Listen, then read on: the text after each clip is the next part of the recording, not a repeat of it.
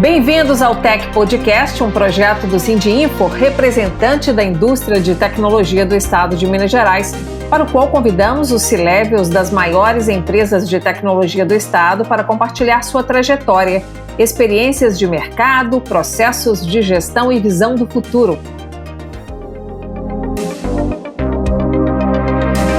Eu sou a Inácia Soares, jornalista e atuo na cobertura do setor de negócios há 24 anos. E mesmo já tendo entrevistado milhares de empresários, gestores e especialistas, eu continuo uma curiosa do mundo empreendedor e sempre de olho na próxima entrevista. No episódio de hoje, pessoal, eu vou conversar com André Xavier, CEO e sócio da BHS, empresa fundada em 1994 e que se apresenta no mercado como especialista em transformação. A gente vai entender isso direitinho. André, seja muito bem-vindo a este espaço. Aqui é o lugar para você falar de negócios, de tecnologia, e o seu papel hoje é compartilhar com a gente o caminho das pedras para o sucesso da BHS. Está preparado? Preparadíssimo. Muito obrigado. Um prazer estar aqui com você, Inácia. Prazer é nosso porque você ajuda a fazer o nosso mercado já há tantos anos e a BHS é um exemplo de empresa duradoura, bem-sucedida, que conseguiu se adaptar a toda a avalanche de mudanças que vem ocorrendo no setor de tecnologia nas últimas 3 décadas. E eu começo, André, te perguntando sobre meio que o que é um slogan, né, da BHS, essa história de transformar os negócios, as empresas. O que você anda transformando por aí? Resume para mim. A gente fala, engraçado, esses dias a gente estava fazendo uma discussão sobre transformação, sobre propósito, com a liderança, os gestores de áreas aqui da BHS. E é impressionante como que a gente tinha feito um trabalho desse há alguns anos atrás, só com os sócios da empresa, e impressionante como o match foi assim, praticamente igual, as palavras talvez diferentes, mas o core do negócio foi mantido, né? A gente falou que o propósito nosso seria criar experiências transformadoras através de relações genuínas, né? A gente trabalha muito forte aqui na BHS, não para transformação digital, uma palavra bonitinha que todo mundo quer usar, mas realmente para transformar e fazer relações genuínas, né? A gente tem um enorme caso de ex-funcionários que foram depois para o mercado, viraram gestores ou donos de empresa e depois contratam a BHS, né? Tem casos desse aqui no Brasil, fora do Brasil. Agora mesmo a gente está rodando um projeto super inovador para um cliente internacional. Quem está contratando a gente foi um ex-funcionário da BHS. Então, a gente tem um grande número de clientes, então, com mais de 10, 15 anos que são clientes BHS. Então, assim, são realmente relações que a gente trabalha com, né, o famoso ganha-ganha, de ser uma relação duradoura. Entendi, ou seja, a sua transformação, você está dizendo que ela é verdadeira, não é só para inglês ver, aquela história de ir ali fazer uma maquiagem, um make-up, não. É ensinar o seu cliente a repensar o negócio dele e fazer uma transformação verdadeira. Isso aí. Eu não estou querendo fazer uma maquiagem e depois não ver mais esse cliente, né? Eu quero fazer uma transformação para esse cliente ficar satisfeito e a gente ter uma relação duradoura com ele, né? A gente tem várias áreas na BHS e eu consigo ter serviço para várias fases da vida desse cliente.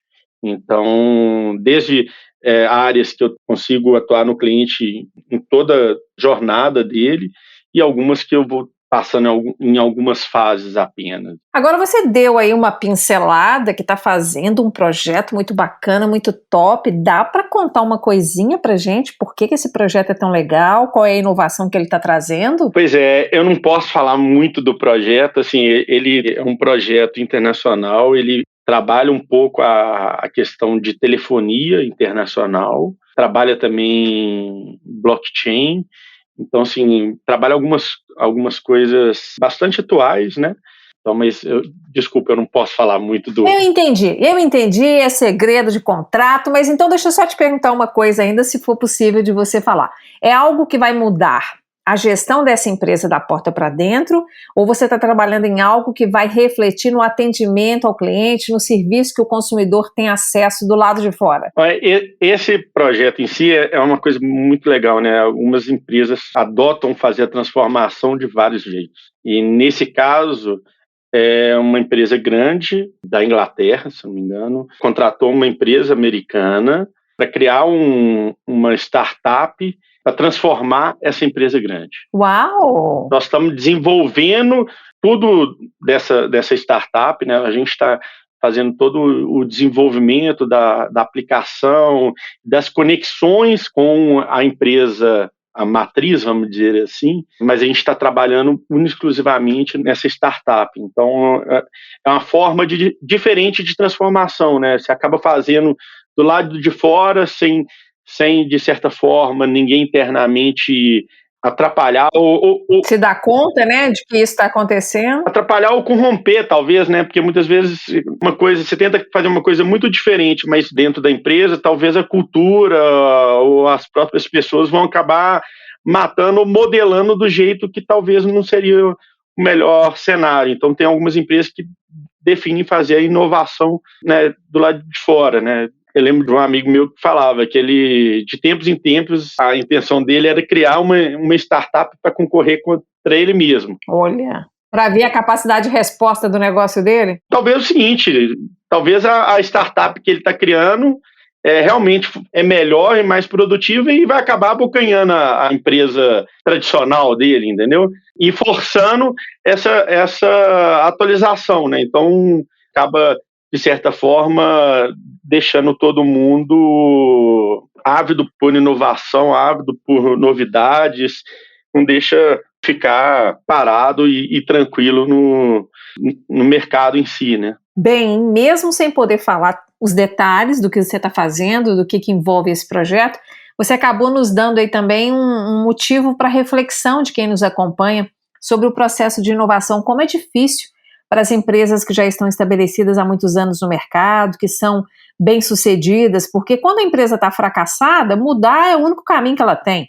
Mas quando a empresa é bem-sucedida, ela resiste, às vezes, um pouco à mudança, porque está tudo indo tão bem, ela está tendo resultados, está lucrando, para que ela vai mudar? E aí mudar se torna um processo mais difícil para esse líder tomar essa decisão, né? É o famoso, né?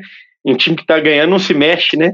Perigoso, porque quando a gente fica parado, a gente realmente dá espaço para vir o desconhecido e muitas vezes chegar atropelando, né? Então a gente tem que estar realmente sempre mudando, né? Eu costumo falar, já tenho 5, 6 anos de presidência na BHS. Aí, nos meus primeiros anos como presidente, a gente criava áreas novas ou produtos novos, e isso, de certa forma, me incomodava. Falei assim, mas dessa forma eu não consigo acompanhar direito se eu estou crescendo ou não em relação ao ano passado, porque eu mudei as áreas, ou explodi, ou fundi áreas. E aí depois eu fui ver que a gente acompanha talvez de outra forma, mas isso faz parte da mudança. A gente tem que realmente abraçar a mudança hoje em dia. Quer dizer, parece no primeiro momento que perde um pouco do controle, mas é porque as coisas estão andando. É importante essa oxigenação. Não é à toa que, por exemplo, a BHS ela é desde 94, a gente pega o mercado de TI, tem poucas empresas duradouras assim, mas é uma empresa também que foi se transformando. A BHS foi fundida para trabalhar com redes, depois começou desenvolvimento, depois entrou em consultoria, fez fábrica, depois BI.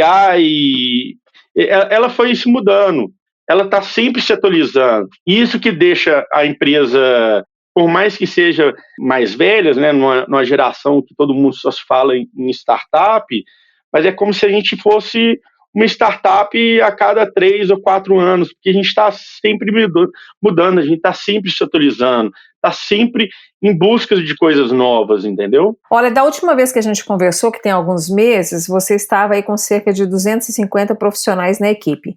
Você conseguiu aumentar essa equipe? Chegou a reduzir em função da pandemia? Qual que é o tamanho do time hoje? Não, a gente continua com esse mesmo montante. A grande dificuldade hoje é profissionais, né? Assim, Eu brinco que eu tenho todo mês 40 vagas abertas. Pois é, eu já ia te perguntar isso, você está com vaga em aberto, qual que é o setor que você tem mais? É programação? Assim, acaba tendo de tudo, né? Mas programação realmente é uma área com bastante vagas abertas, vagas internas e vagas até para clientes, né? A gente tem a área de outsourcing, a gente aloca profissionais para os nossos clientes, né? Os clientes muitas vezes não têm conhecimento de contratação e muitas vezes até não são tão atrativos na contratação igual a BHS já é hoje. Então, a gente acaba ajudando nesse quesito os clientes, mas o mercado realmente está bastante aquecido, né? A gente passou pela a TI, a tecnologia em geral, não foi uma área que foi impactada pela pandemia, né? Assim, pode ter tido algumas áreas da tecnologia. Com perdas, né? Ela foi impactada de outra forma, com crescimento, né? Isso, eu falo o seguinte, teve algumas áreas da TI que podem ter sido impactadas negativamente, mas a grande maioria cresceu e cresceu muito. E aí, isso acabou gerando um problema, né? Assim, a gente tem pouca mão de obra no mercado, a formação é pequena, não sei hoje, mas eu lembro que a última vez que eu conversei com uma pessoa da PUC, tinha mais gente estudando direito do que computação. Então, assim, é um problema. A gente tem hoje, né, empresas que antes não eram de tecnologia passaram a ser, né? Então vamos pegar casos locais, né? Pega uma Localiza, é uma empresa de locação de carro, é uma empresa de tecnologia que loca carro, né? Há um banco, você pega um banco BS2, não é um banco mais, é uma empresa de tecnologia, né, que trabalha com banco. Então, assim, porque a grande maioria dos funcionários hoje são de tecnologia. Você pega, né, uma referência nacional, a XP, tem mais de 1.000 funcionários na área de TI da XP. Mas então, André, dá para fazer alguma coisa para mudar esse cenário ou a gente vai continuar resmungando e chorando que não consegue compreender, preencher todas as vagas? Não, claro. Para tudo tem um jeito, não adianta a gente sentar e ficar chorando, né? Então, assim, o mercado. Mas qual é a solução? Algumas coisas o mercado já está se movimentando. Então, agora a gente tem algumas tecnologias que a gente chama de no code, low code, né? A tradução seria nenhum código ou pouco código, tá?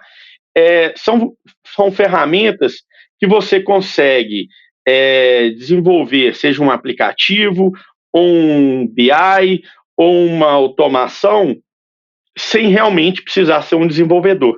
Essa tecnologia, essas soluções, né, essas ferramentas, vão dar uma facilitada da gente, em vez de contratar um desenvolvedor sênior, eu contratar talvez uma pessoa do RH ou de finanças ou de qualquer outra área e trazer para o mercado de tecnologia mais rápido.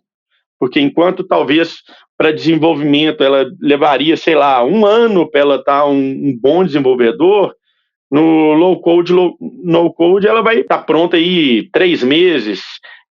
Então a gente tem visto um desenvolvimento muito grande das empresas, dos big players, né?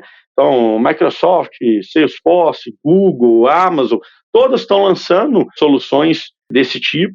E a gente está, né, nós BHS, estamos investindo nisso também, então a gente já está há 1 ano com uma área dedicada para isso, e a gente tem feito, inclusive, vários programas de inclusão aproveitando essa área.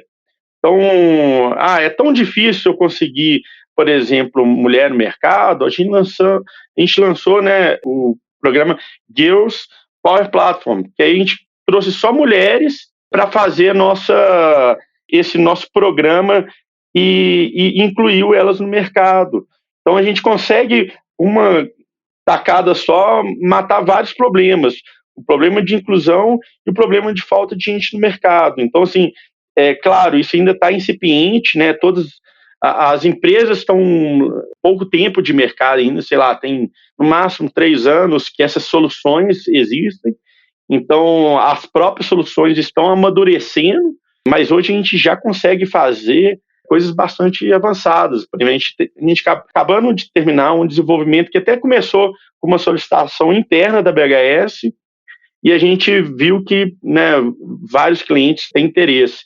A gente desenvolveu um processo, né, de onboarding usando essa ferramenta, que ele trabalhava não só o onboarding do funcionário, mas as tarefas internas, né? Então, principalmente agora com o home office, que antes era muito fácil, né? O profissional chegava, a máquina dele estava na BHS, o crachá estava na BHS, o vale tinha que entregar na BHS, tudo tinha que ser na BHS. Hoje, eu tenho time espalhado, né, em BH inteira, no Brasil inteiro. Então, eu posso estar com uma pessoa, né, do DP que não necessariamente está em BH. E aí, eu tenho que preparar todo esse kit on-board para depois mandar para casa do profissional, que muitas vezes pode não estar em BH também. Então, é todo um processo de várias tarefas, né, de vários times, que tem que fazer acontecer para a experiência do profissional que for entrar na empresa ser a melhor possível, já até antes dele entrar, né? Para na hora que ele chegar para trabalhar no primeiro dia, a máquina dele já chegou, ele já tem todos os dados dele, né? Já consegue fazer, né, o trabalho dele normal no primeiro dia, sem nenhum percalço. Então, a gente desenvolveu, antigamente a gente teria que desenvolver isso, levaria vários meses. Hoje, com o desenvolvimento de no-code, low-code, isso, poucos meses a gente está com o produto pronto. Acaba sendo muito fácil e rápido. E a gente tem visto que cada mais as empresas maiores estão demandando esses desenvolvimentos, porque você consegue um desenvolvimento muito rápido, né? Acaba sendo, como é rápido, acaba sendo mais barato também. E qual que era o problema antes? Se fazia algum desenvolvimento ou fazia uma planilha do Excel, ou usava um Access da vida, ficava uma coisa num departamento. Então, por exemplo, nesse caso do onboard, ficava talvez no departamento do RH, gestão de pessoas, o DP, o que quer que seja, ficava uma aplicação que ela ia crescendo em determinado ponto. Essa aplicação começava a dar problema e a TI não estava sabendo dessa aplicação, né? O que eles chamam de Shadow IT. Hoje não, como essa aplicação ela nasce numa plataforma que você consegue crescer, ela consegue ser monitorada, suportada pela TI, você não tem mais esse problema, né? Acaba tudo crescendo mais maduro. Então, você pode fazer um aplicativo simples, como talvez um reembolso de despesa, ou uma coisa mais complexa, igual esse onboard. O André, você está falando aí do trabalho remoto, né, de todas as mudanças que ele envolve, e você me parece que entregou a sede, assim, pelo menos, não sei se toda a sede, mas o prédio não está mais ocupado por toda a equipe, né? Isso aconteceu? Vocês estão trabalhando todo mundo em home office? Hoje, eu costumo brincar, né, que a gente não tem mais escritório, mas assim, na verdade a gente tem ainda uma salinha lá, porque tem algumas documentações, até mesmo a questão de máquina, né? Vai chegar um profissional novo, comprou algumas máquinas, a máquina está no estoque ou são alugadas, vão chegar, tem que guardar em algum lugar. Então, a gente tem uma sala bastante pequena, muito diferente do que a gente tinha, né, de 500, 600, 800 metros quadrados que a gente tinha pré-pandemia, né? Hoje a gente está na sede 100% home office, então, assim, as únicas pessoas que vão trabalhar muitas vezes esses funcionários que estão alocados em clientes, e aí cada cliente acaba tendo uma política. Alguns clientes estão também 100% home office, alguns estão híbridos, alguns já começaram a voltar, dependendo da área, do perfil do trabalho que é feito no cliente, mas a grande maioria está assim, tá realmente 100% em home office, e a ideia não é realmente voltar. A ideia, tem 2 anos, né, que a gente faz o planejamento estratégico. Não, em janeiro as coisas vão estar mais normais e vamos, né, ano passado a gente pensava em voltar para o escritório de forma híbrida, né, um espaço menor para 20 pessoas. Esse ano a gente pensava em ter um escritório também para ser uma parte híbrida, já menor, para 10 pessoas só para encontro mais de equipes, e eu não consigo voltar, né? A Omicron, a gente, enquanto não tiver mais normalizado e a gente não estiver correndo risco, eu tenho que pensar o seguinte, né? Talvez para as empresas tradicionais, todo mundo já está vacinado, mas, né, tem funcionário meu que foi vacinado em novembro, dezembro, a primeira dose, porque tinha, sei lá, 18 anos, 19 anos. Então, a gente tem um público muito novo na empresa. Então, a gente ainda toma esse cuidado, mas a gente já começa a ver algumas áreas fazendo alguns eventos. Ah, não, vamos encontrar todo mundo esse mês, daqui 3 meses a gente volta a encontrar. Então, assim, alguns movimentos começam a acontecer mais de encontro do que realmente eu não acredito mais no... Mais social do que de trabalho. Eu não acredito mais que vai ter uma mesa lá do André, ou da Inácio, ou de quem quer que seja, entendeu? Mas, André, você não sente falta disso? Eu sei que a gente está conversando e você está na sua casa agora, por exemplo, está na sua sala aí. Você não sente falta de estar vendo a equipe, olho no olho, perceber aquelas reações que uma ligação telefônica não te permitem, que uma mensagem escrita não te permitem ter? Não faz falta esse contato? Até a questão da visão, a gente tem, né, videoconferência no Teams que eu consigo até ver. Mais ou menos, né? Mais ou menos. Videoconferência não é igual você estar ali vendo a pessoa fora da. Parece que a gente fica meio emperdigado na frente do vídeo, né? Quando a gente está numa mesa de reunião, no dia a dia, na sua mesa de trabalho, a gente relaxa mais, né? Não, de forma nenhuma quero falar que é a mesma experiência, né? Estou falando que a gente tem alguns recursos hoje que são melhores do que antigamente.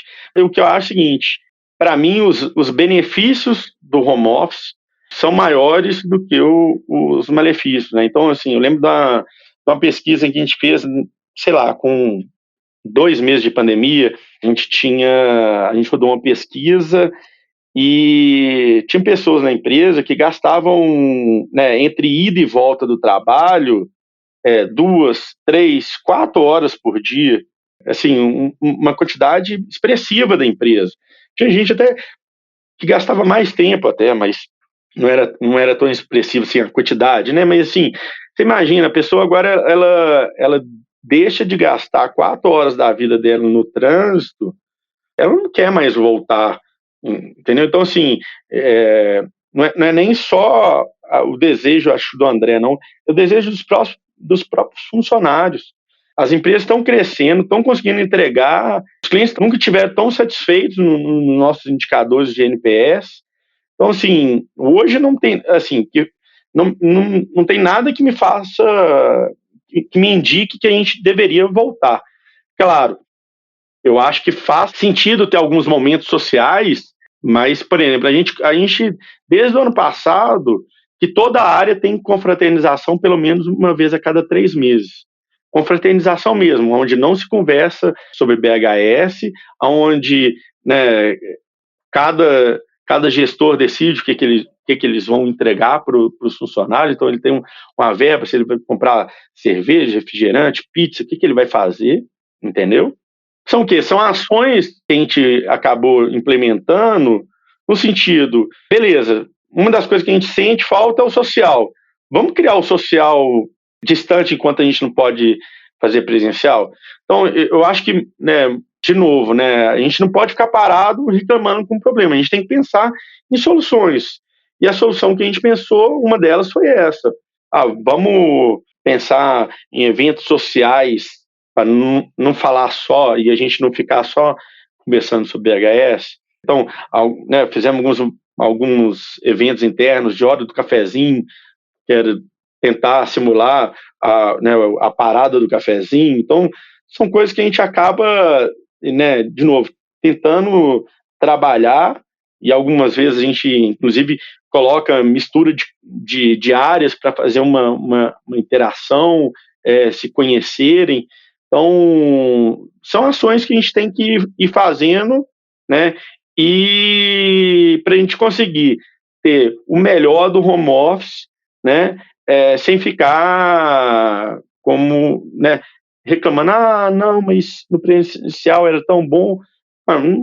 Não não faz sentido hoje o presencial para a gente. Faz não, eu estou entendendo que não faz, estou percebendo que você está muito engajado aí na sua sala de trabalho em casa, com a rotina da sua família, interagindo e ao mesmo tempo sendo produtivo. Mas no futuro, então, em uma outra oportunidade, daqui a alguns anos, a gente vai discutir se a cultura das organizações se diluiu com esse processo do home office ou se ela conseguiu se fortalecer de alguma outra forma. Vamos deixar esse assunto, então, para mais alguns anos, que eu entendo que realmente, nesse momento, os ganhos são maiores mesmo para a maioria dos negócios. Só essa questão do deslocamento, ela é maravilhosa, porque de fato as pessoas ganham mais tempo nas suas 24 horas para elas fazerem coisas que são boas para elas e que façam mais sentido na vida delas, né, André? Você quer ver um outro exemplo aqui muito, muito simples, né? A gente tem mais de 100 funcionários que estão em clientes hoje. A gente tem uma live que a gente faz todo mês para os funcionários. Se fosse no escritório, nenhum desses profissionais estariam participando dessa reunião, reunião de que a gente acaba contando o que aconteceu, como que a empresa está, vai falando das áreas e tudo mais. Se a gente tivesse no presencial, quantos funcionários deixariam de participar ou de não poder participar, né? São ganhos que a gente conseguiu aproximar os funcionários que não ficavam dentro da sede. Então, são vários ganhos que eu consigo falar. Tem outros ganhos, né? Com certeza. Aí vai variar de negócio para negócio.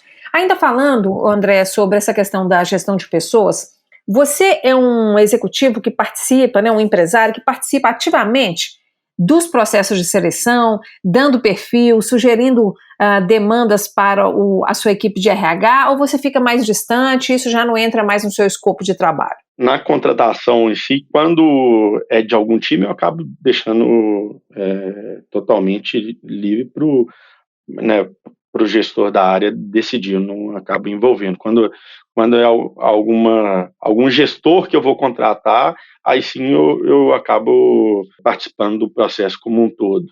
Agora, a gente está sempre envolvido com um time de gestão de pessoas, tentando melhorar o processo, né? Então, assim, não lembro, foi há 3, 4 anos atrás que a gente começou a melhorar o processo de jornada do cliente, né? O Employee Experience. Então, foi um processo que eu trabalhei ativamente, né? Eu brinco, a Microsoft tinha um evento de parceiros que era presencial, né? Acontecia todo ano nos Estados Unidos, e aí num dos eventos aconteceu em Las Vegas, e aí eu brinco que a grande maioria das pessoas em Las Vegas vai julgar, né? Eu estava visitando uma empresa de TI lá, que é a Zappos. Vai julgar ou se casar, tá? Pois é. E aí eu estava, né, eu fui visitar a Zappos, que é uma empresa referência, Employee Experience e Customer Experience, isso. E assim, eu falo que foi uma visita transformadora, assim. Eu brinco que eu tinha ido para uma conferência, mas o que eu agreguei mais foi na visita da Zappos, que deve ter sido, sei lá, 1, 2 horas de visita. Mas o que eu trouxe de mudança de mindset de Employee Experience e Customer Experience mudou completamente. Então, assim, esse processo de mudança, eu estava ativamente participando. Entendi. Você lançou esse assunto da jornada do cliente, eu vou deixar ele aqui anotadinho para minha próxima intervenção, porque antes eu quero seguir nesse assunto aí de gestão de pessoas, só para colocar mais um ponto para você e saber a sua opinião. Certa vez, entrevistando um líder de uma grande empresa, de uma multinacional de serviços aqui do Brasil, e ele me disse que adotou uma determinada dinâmica de gestão de pessoas que ele estava gostando muito. A cada 2 anos, ele trocava a diretoria dos seus diretores. Então, por exemplo, quem estava no comercial ia para o RH.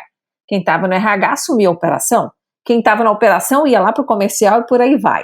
Você já fez algo assim? Acha que isso seria válido? Funcionaria? Você acha que tem algum ganho nessa troca, nesse manejo aí de áreas para os executivos? Eu não sei, assim, a BHS não é uma empresa tão grande assim para onde talvez, né, eu imagino que talvez se fosse uma empresa muito grande, a diretoria, talvez a pessoa é quase que um presidente de empresa, porque ele acaba envolvendo tanta gente debaixo dele, que ele tem que saber, de certa forma, um pouco de tudo, um pouco de RH, um pouco de finanças, um pouco de comercial.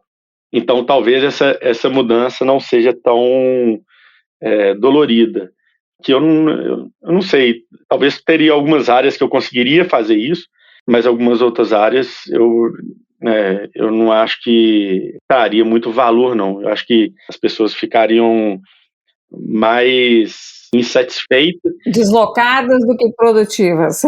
Deslocadas e insatisfeitas do que produtivas. Mas, claro, assim, a gente tem muita movimentação na BHS entre áreas, né? Então, tipo assim, teve gente que era do administrativo, foi para o comercial, do comercial foi para, né, o sucesso do cliente. Teve gente que era do administrativo, foi para BI. Então, assim, a gente tem essas mudanças diárias, entendeu? Estava no atendimento, foi para infraestrutura, ou foi para 365.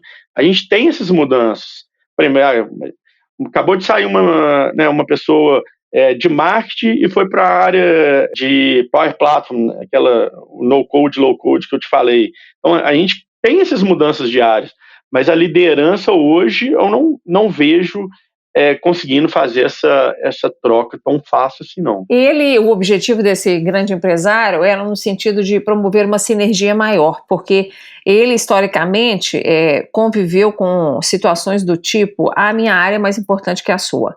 Ou então, é a área técnica que não entende o comercial que não entende a técnica, e isso vai criando travas e vai colocando pedras no desenvolvimento, na estrada de desenvolvimento da organização. Então, ele achava que permitir que cada um tivesse no papel do outro em algum momento daria a esse executivo a chance de se tornar um executivo mais compreensivo em relação à dinâmica da empresa como um todo e sabendo como contribuir melhor. Era mais ou menos esse o objetivo dele. Entendi. Assim, claro, né, não vou falar que na BHS não tem esse problema. Claro que tem esse problema, acho que esse problema acontece em qualquer empresa, né? A gente tem, o famoso, né? Eu vou colocar a meta na área ou na empresa? Se eu coloco na área, provavelmente a performance da área vai ser melhor, mas ela vai ficar isolada, ela não vai se preocupar tanto com a empresa. Se eu coloco na empresa, talvez a performance da área não vai ser tão boa, igual seria uma meta da área, mas ele vai trabalhar muito melhor com todo mundo. Então, a gente faz algumas coisas para promover essa melhor interação entre as áreas. Até essa movimentação de pessoas entre áreas ajuda nisso, né? Que, beleza, não está acontecendo no nível de liderança, mas está acontecendo talvez no nível de liderados. E aí as pessoas começam a conversar com os times: não, peraí, isso não é bem assim. Lá tem um processo que é assim, assim, assado, que você está atrapalhando muito fazendo dessa forma. Então, a gente acaba trazendo empatia com isso. E fora o seguinte, é importantíssimo a gente trazer um conhecimento de todo mundo sobre todas as áreas da empresa, né? Ano passado, a gente aproveitou nas lives, né? A gente vai começar esse ano de novo. A toda live a gente tinha um gestor apresentando, né? E junto com os liderados apresentando a área. Para quê? Para que todo mundo conheça o que as áreas fazem. Muitas vezes a gente vê muito conflito acontecendo por falta de comunicação ou desconhecimento até. Então, quando a gente propõe fazer algumas ações desse tipo, a gente tenta melhorar a interação, né? Não ter várias ilhas na empresa, mas pode até ter ilhas, não tem problema, mas criar pontes para que tenha comunicação entre essas ilhas, né? Então, é literalmente trabalhar como um consultor de pontes nas áreas internas. Legal, boa sorte nesse processo, porque ele é rotineiro, né? Não acaba nunca, você tem que estar sempre acompanhando e procurando despertar nos seus líderes aí o melhor desempenho de cada um e um olhar mais aprimorado para esses desafios que são da natureza do trabalho de qualquer empresa. André, vamos caminhar aqui mais um pouco na nossa abordagem. Você citou aí quando a gente estava falando em outra resposta sobre o case da Zappos, né? Como que você se surpreendeu lá nos Estados Unidos, acompanhando a empresa trabalhar ali por umas 2 horas. E aí a gente sabe que a Zappos, né, se tornou um case mundial em referência a uma mudança no atendimento ao cliente para começar. Depois ela se tornou referência também em outras coisas. É uma empresa que não está mais nas mãos do seu fundador, né? Já foi vendida por um valor muito bacana aí, né? Algo em torno de 260 milhões de dólares, se não me engano, quando ela foi vendida para a Microsoft. Mas aí eu quero entender o que você trouxe de aprendizado observando as apps trabalhar nessa questão da jornada do cliente. Porque a sua área de TI, ela é pródiga em ter desgastes com o cliente, né? Apesar de todo o esforço, apesar de todo o querer acertar, dessa humanização que você procura com a sua equipe levar para o trabalho da BHS, a gente sabe que não é fácil alcançar o resultado almejado.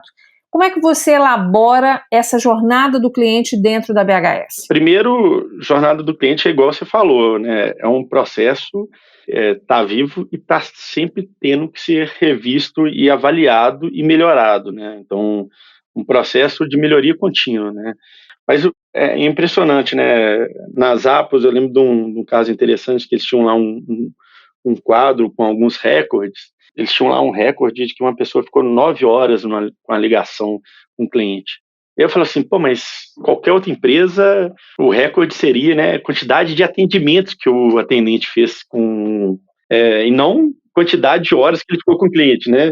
Seria volume, né? Seria volume, né? E o mais louco de tudo é que né, nós estamos falando de uma empresa que vende calçados, e aí o vendedor descobriu que o cliente era da cidade do atendente, o atendente... E aí começaram a conversar sobre tudo, porque já tinham resolvido o problema do cliente, mas ficou 9 horas conversando com o cliente. O cliente não queria, né, desligar e foi indo. Assim, a política deles é realmente atender o cliente. Eles brincam que, né, imagina se as Apos fosse aqui, se você ligasse para a central de atendimento das Apos, querendo saber quanto foi o jogo do Atlético Flamengo ontem, o atendente ele não ia te responder, não, aqui as Apos, aqui não é um portal de notícias, não, ele ia entrar no portal de notícias e falar, o placar foi tal. E aí, você quer aproveitar e comprar um tênis do Atlético, do Flamengo? Mas ele ia atender o cliente, entendeu? Então, assim, são algumas ações, né? Primeiro, ele, funcionário, ele passava, agora eu estou na dúvida quanto tempo que ele passava, se eram 30 ou 90 dias em treinamento. Na hora que ele terminava o treinamento dele, ele recebia uma oferta, não sei se era de 1 ou 2 salários, para ele não entrar nas Apos. E aí, questionado por que eles faziam isso, ele falou assim, não, é nesse momento que eu consigo tirar as pessoas que não vão estar ligadas ao nosso propósito, que não tem um match com a empresa e que só estão pensando em dinheiro. E essa pessoa vai pensar assim, não, beleza, vou ganhar 2 salários e vou arrumar outro emprego em outro lugar. Beleza, é preferir perder esse dinheiro agora do que passar com essa pessoa 3, 6 meses, 1 ano aqui na empresa, produzindo pouco, ou produzindo mal, atendendo mal ao cliente, quer que seja. Então, são algumas ações assim, bem diferentes que eles tinham lá e que faz a gente pensar, né, como que tiveram algumas ideias bem interessantes, entendeu? Agora, André, eu já adiantei isso na pergunta, né? A área de TI, ela depende muito do desempenho do cliente para que ele fique satisfeito com você, né? Não é como um tênis que você vende, entrega, e se o tênis for bem fabricado, tiver lá toda a proposta de valor que foi prometida e foi entregue, o cliente fica feliz. No seu caso, você pode ser muito competente e encontrar uma barreira de entendimento no cliente, nos usuários, que são os funcionários, os empregados do cliente, às vezes o cliente do cliente, e aí essa barreira sobrar para você como uma empresa fornecedora ruim. Como é que você lida com isso? Como é que você tenta monitorar para cercar essas arestas aí e evitar que isso caia sobre você, ter rapidez para agir? Como é que você funciona nesse aspecto da jornada para evitar que isso recaia sobre a sua marca? Pois é, a gente tenta trabalhar, né, o sucesso do cliente para já entrar logo no começo tentando alinhar as expectativas, para justamente a gente conseguir eliminar o máximo de falta de alinhamento quando houve a venda, né? Então, que acontece muito, né? A pessoa comprou um produto ou comprou uma migração para a nuvem, o que quer que seja, e aí, vamos supor, a liderança está, não, beleza, eu quero ir para a nuvem e tudo mais, mas na hora que chega para fazer realmente a migração, tem vários empecilhos, né? A próxima janela é daqui 1 mês ou 2 meses, ou a gente tem que fazer um um projeto preparatório, podem ter várias coisas que não se foi alinhado, ou talvez até quem estava comprando não sabia, talvez, dessa dificuldade toda, e na hora que você mergulha na TI interna do cliente, você acaba descobrindo alguns percalços, e aí realmente a gente tenta, num primeiro momento, com esse alinhamento inicial, mas mesmo se isso acontecer ao longo do processo, o que a gente faz é estar sempre as áreas alinhadas com a área de sucesso do cliente para estar reportando ao cliente, né, e tentando a ajuda do cliente para que a gente remova aquela barreira, né? Então, realmente isso acontece, né? A gente vê muitas vezes casos onde a gente vende para um cliente, mas eu realmente só vou conseguir implantar e faturar um cliente depois de 2, 3 meses, porque talvez o processo é mais demorado do que se previu, ou o processo até não é demorado, mas talvez a janela de migração do cliente não comporta, né? Vamos pensar aí, imagina que eu vendi uma migração de nuvem para um cliente de varejo, faltando, sei lá, poucos dias para uma Black Friday. Ninguém vai mexer nesse período, né? Não, deixa do jeito que está, não dá tempo de migrar, dá tempo de migrar tudo para a gente aproveitar os benefícios da nuvem? Dá, então beleza. Não dá mais tempo? Segura, vamos esperar essa migração. Ou tem mercados, né, que tem épocas de altas vendas, então também são épocas que talvez a gente não consiga fazer uma intervenção de imediata. Então, tem esses problemas e tem o problema, igual você falou, né, de alinhamento, né? Tem aquela famosa figura do balanço, né, de entendimento, né? O cliente pede um balanço e na hora que vai ver, cada pessoa que passou no processo entendeu diferente, e sai um negócio completamente diferente, né? Isso eu acho que cada vez mais tem diminuído com a questão da agilidade, né? A agilidade trouxe esse grande benefício, né, de não ter aqueles projetos de entregas longas, né? Nossa, eu lembro de projetos antigamente que demoravam 1 ano para se entregar para o cliente. Na hora de fazer a homologação, o cliente, putz, não era nada disso que eu queria. Não, mas aqui, tá o documento que você assinou, era isso, mas... A pessoa não entende, né, o que ela está comprando. Isso é normal, e acontece comigo, por exemplo, na minha área de atuação. Você só falta desenhar para o cliente. Parece que você explicou da melhor forma. E às vezes você não consegue alcançar o entendimento do cliente do jeito que ele compreenderia melhor. Não, sim. E aí por isso a agilidade é tão importante, né? Porque quando você começa a fazer entregas pequenas, primeiro que se você fez uma entrega errada, a sua perda é pouca. E segundo, que sai muito mais alinhado com o que o cliente quer, porque você está sempre verificando, está sempre, é isso aqui, testa aí, testou, não, bacana, é isso mesmo, tal, estamos na linha correta, beleza, então você está sempre caminhando na linha correta. Talvez você não consiga, né, dar uma previsão de data final, porque o processo acaba ficando mais vivo, né? Antigamente a gente tinha a famosa luta de briga de escopo, né? Você tentava vender um projeto de desenvolvimento, o seu cliente queria reduzir o escopo, ou manter o escopo e reduzir o custo. Isso é quase sempre, né? Na hora que você fechava, o cliente queria manter o custo, mas aumentar o escopo. Mas isso era assim, não, mas isso é só uma mudança de cor, isso aí é só uma coisinha pequena, e de coisinha pequena, o negócio ficava muito maior. E hoje com ágil, não, você quer fazer essa mudança? Você quer mudar o cor? Beleza, vamos colocar essa mudança, né, no próximo sprint. Não, mas isso aí vai atrasar? Vai atrasar, você não está querendo uma coisa nova. Eu tenho que alguém atuar. Se alguém vai atuar, eu estou deixando de fazer uma outra coisa porque você está querendo colocar o botão vermelho. O botão vermelho é tão importante para você? Então vamos colocar, ué.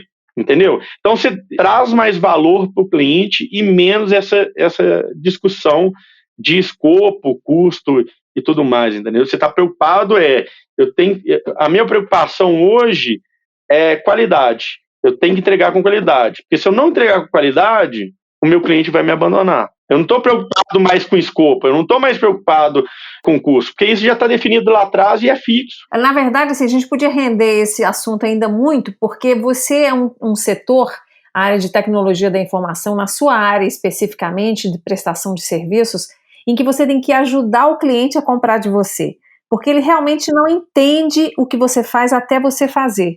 Assim como em outras áreas, e o cliente vai mudar de ideia, a percepção dele vai mudar ao longo do processo, ele vai entrar com uma ideia, e aí, à medida em que ele vai tendo acesso e convivendo com a solução que você já começa a implantar, ele vai tendo outra ideia, aí ele quer mudar o escopo. Então, assim, você tem que ter gente de boa vontade na sua equipe, com paciência, com simpatia, e que não fique julgando o cliente, porque esse é um processo natural. Isso vai acontecer. Tem que ter limites? Claro, tem que ter controle? Tem.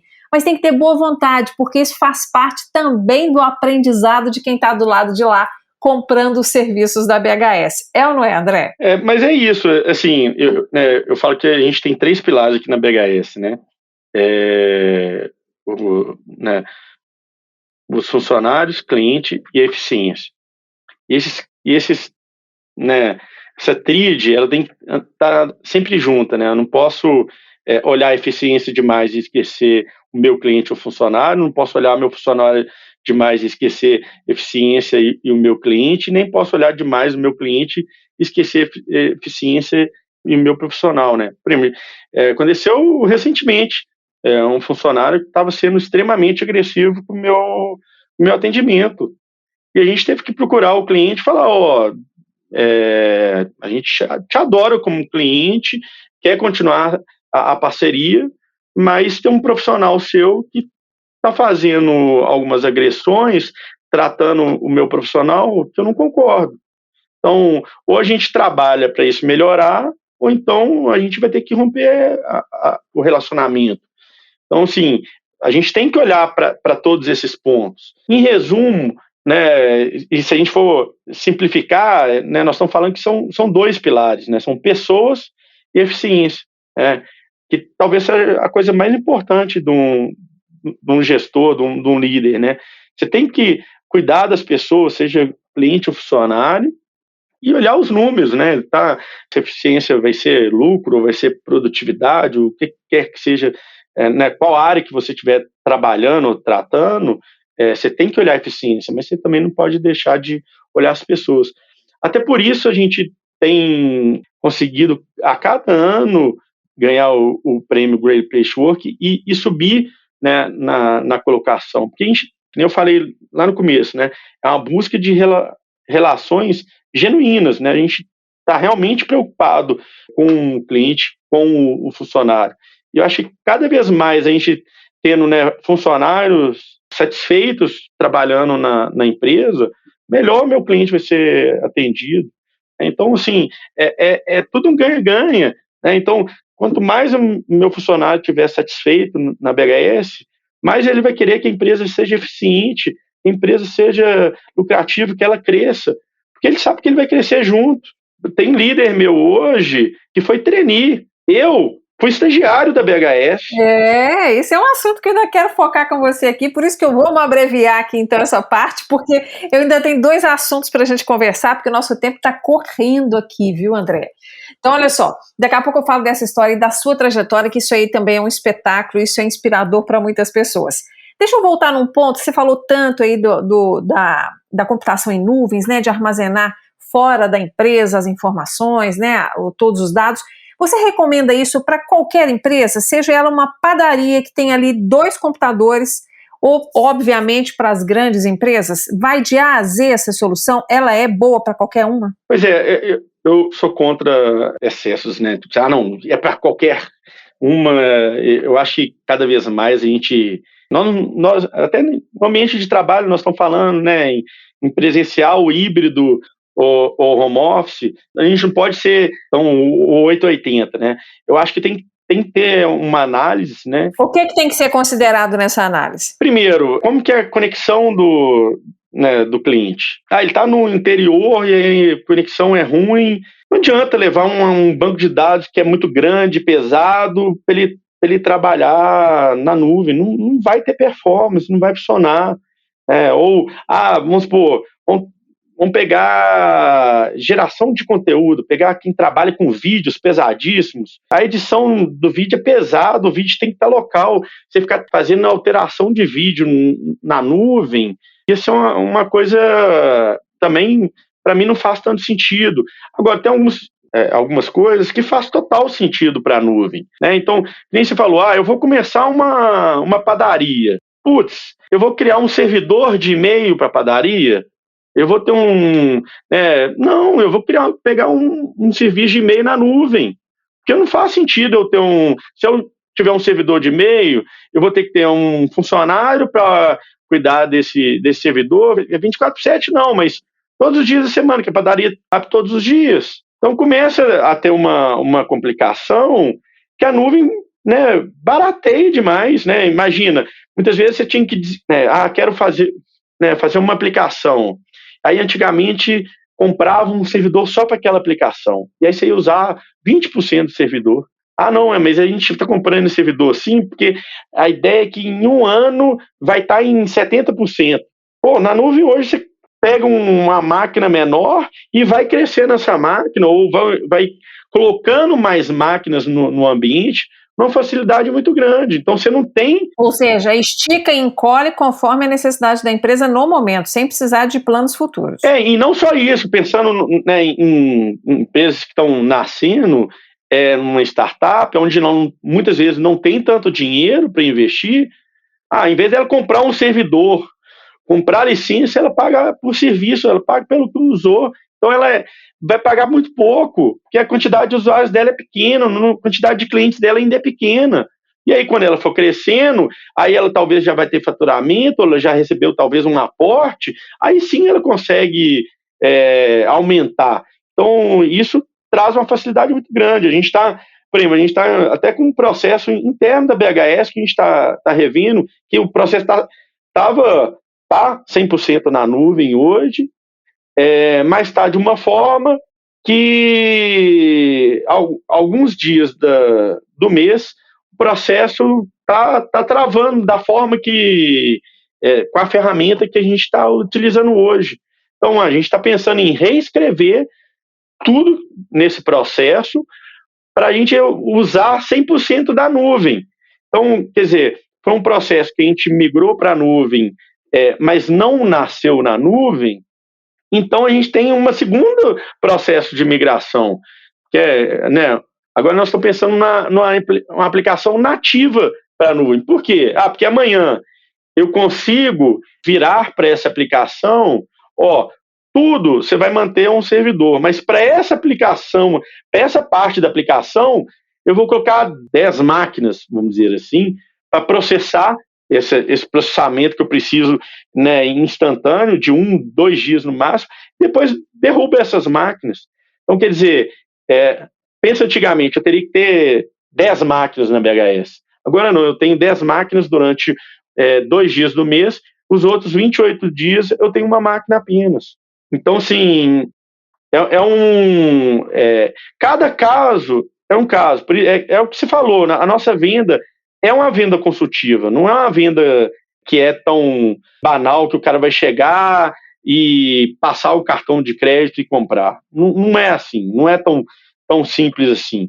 A gente tem alguns casos que as vendas são rápidas? Tem, mas tem casos que as vendas demoram 3, 4 meses, né?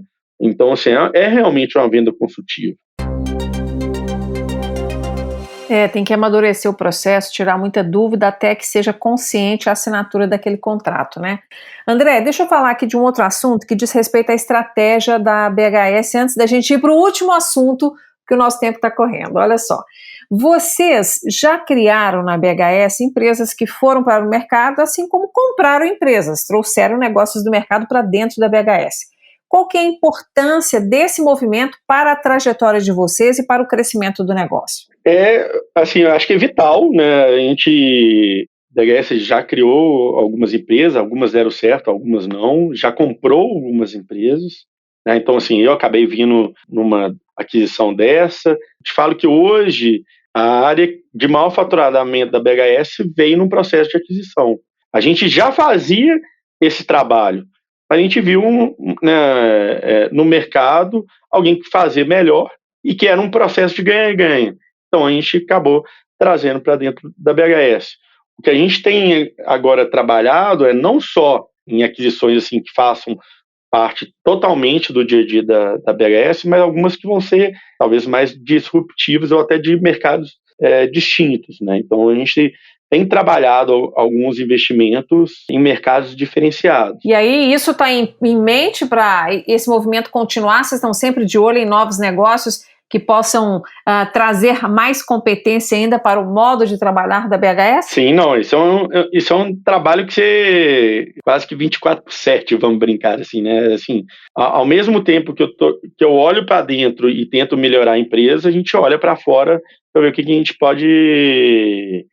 pode adquirir no mercado, seja que, de novo, né, para a gente melhorar alguma coisa interna ou até criar uma nova área que faça sentido com a nossa carteira ou que faça sentido com os outros serviços ou produtos que eu tenho, entendeu? Então fica a dica para quem está nos acompanhando, trabalha em áreas similares à da BHS, quem sabe levar propostas para que você, o CEO, possa analisar. Vamos deixar isso aí de stand-by. O convite está aberto? Pode ser? Está abertíssimo. Pode me chamar, a gente marca um café sem problema nenhum. Excelente. Fica aí a sugestão para quem está nos acompanhando neste podcast.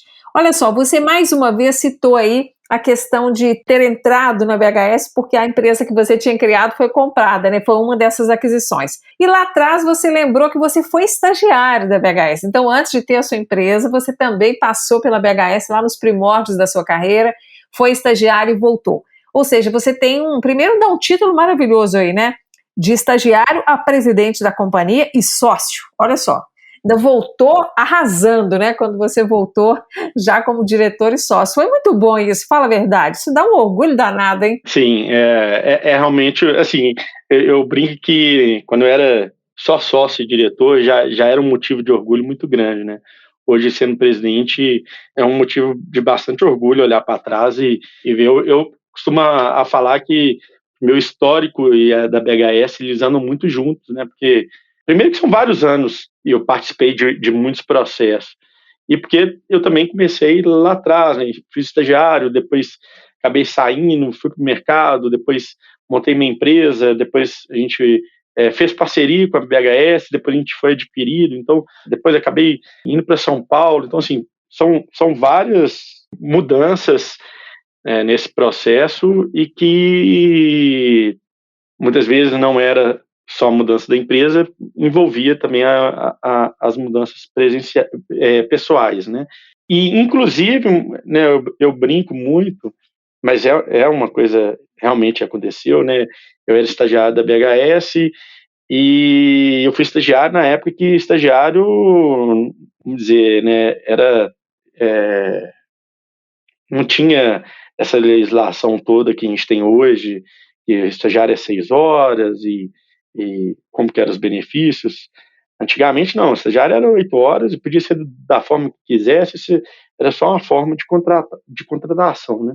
Então, né, eu fui estagiário, depois fui crescendo e chegou na época da formatura, a BHS tinha mudado a pessoa de recursos humanos e eu lembro que nessa época eu estava trabalhando, sei lá, 10, 12 horas por dia, porque a gente estava num projeto que era extremamente desafiador e me dava um prazer muito grande trabalhar nesse projeto, mas a pessoa que veio trabalhar no RH da BHS na época, ela vinha com a pegada de indústria e ela pegou a folha de ponta de todo mundo e aí viu que eu estava trabalhando menos de 40 horas na BHS por semana.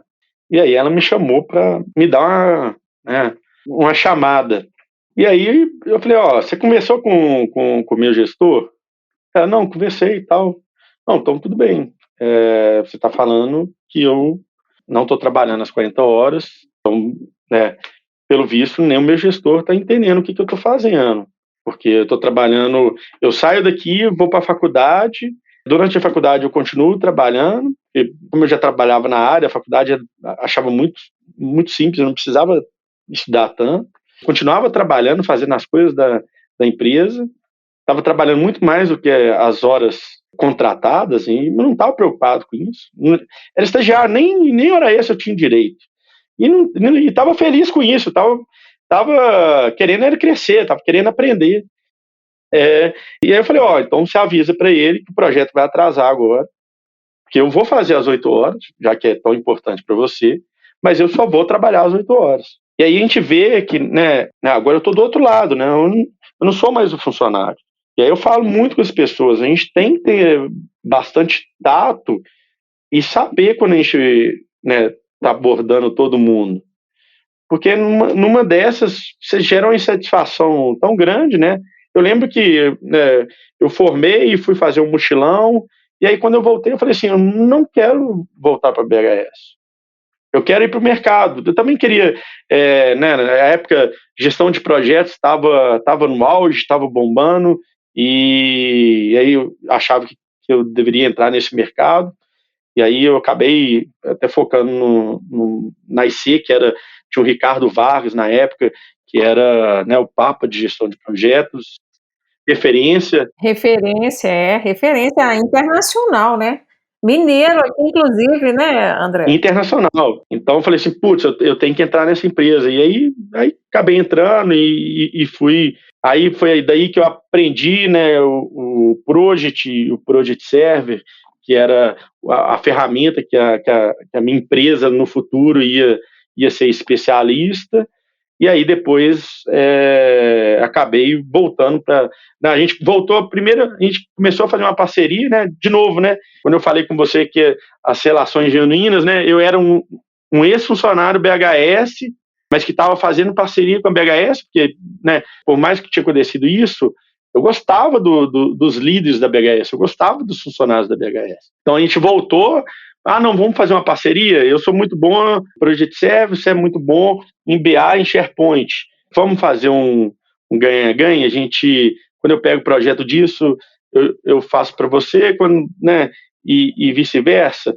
E a gente foi fazendo isso, dando certo, até o momento que o Gilberto e Edgar olharam e falaram assim, pô, esses meninos aí estão com sangue nos olhos, estão crescendo, vamos trazer eles aqui para dentro. E aí a gente entrou para dentro da BHS, olhando primeiro a BHS consultoria, até que depois, não, vamos trazer vocês para ser sócio do grupo como um todo. E aí a gente, né, aí eu passei a ser sócio do grupo inteiro, né, fui para São Paulo para abrir o escritório. Na época fazia sentido abrir um escritório em São Paulo. Você vê como que é a mudança, né? Em 2008, 2009, fez sentido eu mudar de Belo Horizonte para São Paulo para abrir um escritório lá. Hoje a gente está discutindo se tem escritório em Belo Horizonte, onde que é a sede. Né? Verdade. Se precisa de sede, né? Se isso faz falta. Pelo jeito não está fazendo nenhuma. Então, André, para a gente encerrar, você deixa muito claro a sua evolução como líder. Eu quero terminar com essa abordagem.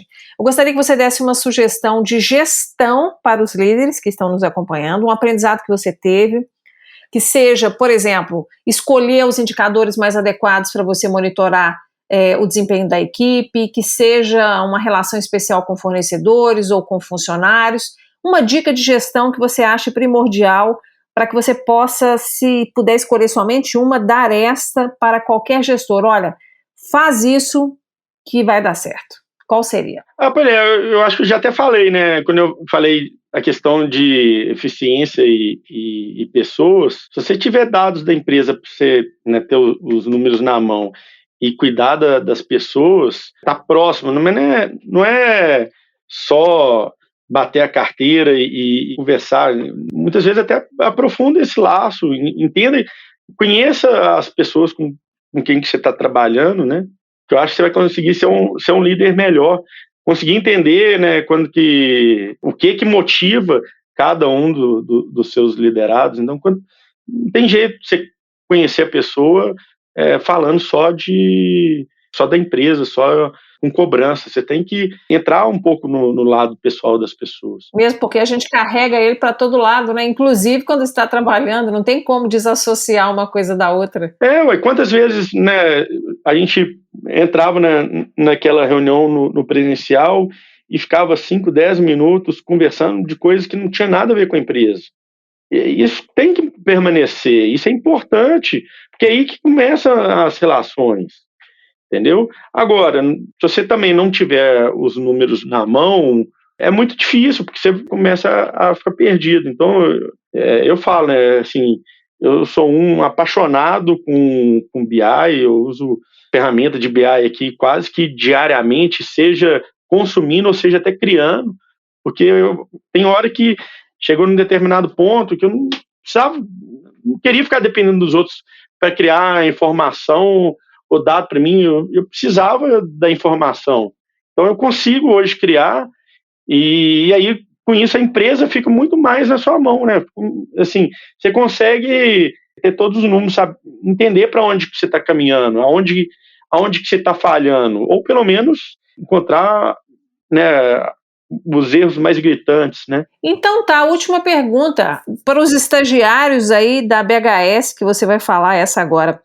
Galera, vale a pena continuar na BHS, porque aqui tem futuro? Como é que é? Vamos encerrar assim? A BHS é uma empresa que ela tem realmente no core dela as pessoas. Então, assim, a gente trabalha as pessoas, né, pensando num estagiário, né, mas estou falando que talvez o estagiário seja até mais importante, né, fazendo avaliações de desempenho, fazendo um plano de desenvolvimento do profissional. Então, a gente acaba trabalhando isso para todo mundo desenvolver. Então, acho que para um estagiário isso é muito importante, né? A empresa está preocupada não só com ele entregar, mas ele também se desenvolver. Como eu falei lá atrás, né? Por isso que a gente tem tanta gente hoje na BHS que eram de áreas diferentes. Alguns deles começaram como estagiários, alguns não, fizeram mudanças de carreira já talvez maduros nas suas áreas, entendeu? Entendi. Então, depois dessa entrevista, com tantos detalhes da trajetória, dos diferenciais, se você não preencher aquelas vagas todas que estão em aberto, aí a gente vai precisar descobrir como chamar a atenção desse povo, hein? Pois é, pessoal, não deixa de visitar o site da BHS e ver se alguma vaga lá te interessa. Pronto, convite feito, informações repassadas. Agora eles sabem muito bem como é que pensa o André Xavier, o CEO da BHS, então agora o caminho fica mais fácil, porque é bom saber como é que o líder pensa, né? Para onde que a cabeça dele está virada. Isso ajuda também um profissional a decidir sobre entrar ou não em uma organização. André, muitíssimo obrigada, viu, pela entrevista, pelo seu tempo, por compartilhar com tanta espontaneidade informações que são tão importantes dentro da sua trajetória e também na estratégia da BHS. Obrigada, viu? E até uma próxima oportunidade. Prazer foi meu, Inácio. Muito obrigado. Um abraço. Um abraço para você. Bom, gente, eu lembro aqui a todos vocês que estão nos acompanhando que vocês podem acessar os episódios do Tech Podcast pela sua plataforma preferida e também pelo IGTV. E tem ainda o canal oficial do Sindinfo lá no YouTube.